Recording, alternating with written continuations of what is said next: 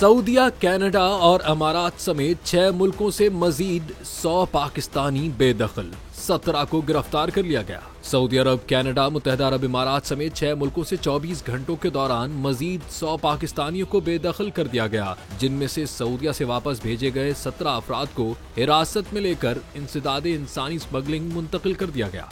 Immigration जराये के मुताबिक गुज़िश्ता 24 घंटों के दौरान सऊदी अरब में 4 ब्लैक लिस्ट, 13 भिखारियों, पासपोर्ट में कवायद की तब्दीली और ज़ायदुल मियाद क़याम पर 5, मुआहदे की खिलाफ वर्जी पर 16, काम से मफरूर पर 23, कफील के बगैर काम करने पर 13, ज़ायदुल मियाद क़याम पर 3 पाकिस्तानियों को वापस भेज दिया गया। ओमान, सोमालीलैंड और अमारात में ब्लैक लिस्ट पर 4 पाकिस्तानियों को डिपोर्ट किया गया।